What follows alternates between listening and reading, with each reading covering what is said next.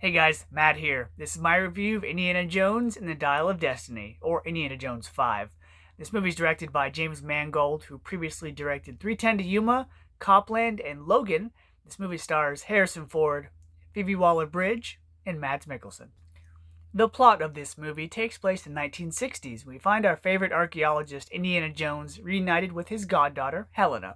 And together, they find this ancient artifact, and they not only have to discover its secrets, but also keep it away from a German Nazi from Indy's past. Now, when I heard they were making another Indiana Jones movie, my thoughts were, okay, they're finally recasting the character. I'm hoping we get a younger Indiana Jones, much akin to like the Young Indiana Jones TV show, or some adventure that took place in the past. That way we can cast a younger actor for it. Or we were going to get a movie with Harrison Ford as older Indiana Jones, kind of recounting an adventure or a story, and then it was going to kind of flash back to a younger actor.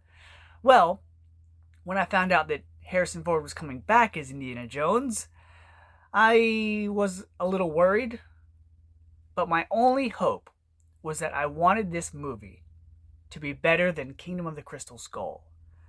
Though some people hate it, some people think it's misunderstood, I'm not a fan of it. So going into this movie, I just wanted something better than that. A story to leave us on a better, if possible, happier note than that movie did. And having seen Indiana Jones and the Dial of Destiny, with James Mangold at the helm, I can honestly say that I did enjoy this movie. It was better than Kingdom of the Crystal Skull, but not by a whole lot. Let me start with the acting in this movie. Harrison Ford as Indiana Jones is able to seamlessly step back into this role. Granted, he's playing an older character, so a lot of the characteristics and mannerisms aren't going to be the same as they were before that we, know and love him for. But this is one of the few characters that I've noticed that when Harrison Ford has to replay this character, he enjoys it. The moments where he's spouting off facts or trivia or knowledge about a certain place, a certain thing, a certain time, he enjoys it. This is like a character that's giddy, you have this enthusiasm about all this knowledge and wanting to share it with other people.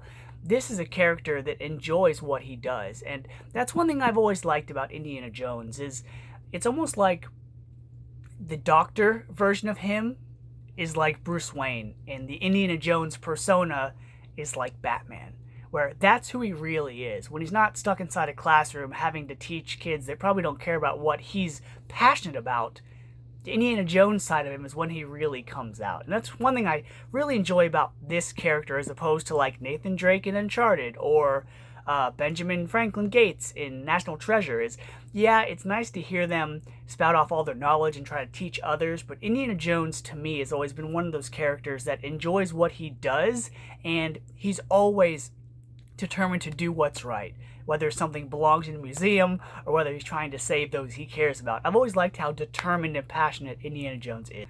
Now, granted, the character of Indy is much older than the last time we saw him, so he's not going to be as spry and mobile as he once was, but you still have the character there. You still have the mannerisms.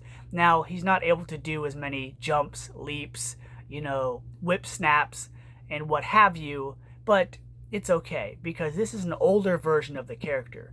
Is this a movie that we didn't need to have? Yes, it is. But James Mangold was able to take this older character, who's experienced, who's 30 years past his prime, and still give us a character worth rooting for, and a character who still fights for what he believes in.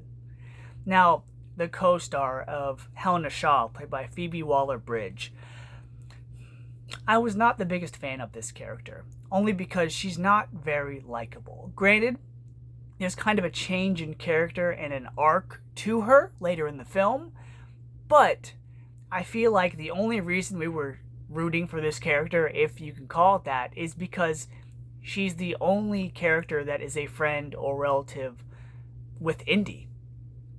He doesn't have a lot of companions in his movies, but when he does, he usually feels something for them. And because Indiana Jones has this thread of family, this care for her, that's kind of why we want her to survive and do well also, is because he cares about her. But alone, by herself, she's not a likable character.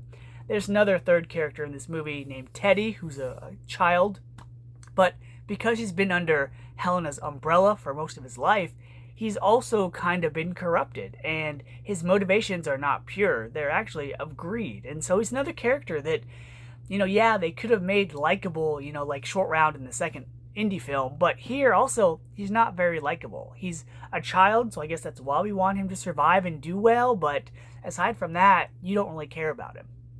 And then you have the antagonist in the movie, Jürgen Voller, played by Mads Mikkelsen. And yes, another German character for that actor, but he knocks it out of the park. He plays another, what's his name? Oh my gosh, I'm blanking on his name, sorry. But the bad guy from the first movie, he's like that, where he's not quite an adventurer, but he also is this wealth of knowledge. So he also wants this artifact for a different reason, and he's determined to, accomplish a goal with it as well. So I liked how he was equally as driven as Indiana Jones, but his means and his reason for doing so is the opposite. Now, the biggest reason why I went to go see this movie is because James Mangold is one of my favorite directors. He's directed so many movies. He's directed Girl Interrupted, 3:10 to Yuma, Copland, Logan, The Wolverine, Ford vs. Ferrari. He's done so many different types of movies, so I was intrigued to see how he would handle an Indiana Jones movie. Now, a lot of this movie, to me, felt like Kingdom of the Crystal Skull, in the sense that a lot of the sets and people and places, they're all brightly lit, which is something James Mangold likes to use. He likes to use bright scenes. He likes to use the color orange a lot. And unfortunately, a lot of the characters in this movie, unless they were beat up or shot or damaged, a lot of times they're just too clean. It's like he wanted to film an action scene, but none of the characters really showed any sign of wear or tear or damage.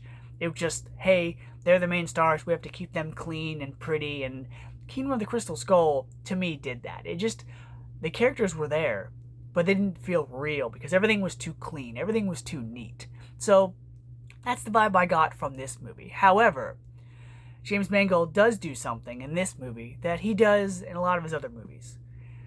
He has an appreciation for characters that are older, like Logan, 3:10 to Yuma. Characters that, they always fight for what they believe is right. But also older characters that kind of have a longing for loved ones, the past, regrets, stuff like that. Things that make them continue to push on even though they long for something else or someone else. And I've always liked that about James Mangold's characters, is they're older, but they're still fighting. They're still going. And we get that with Indiana Jones here in this movie. If you're wondering, do they explain or talk about Shia LaBeouf's character of Mutt in this movie? They do.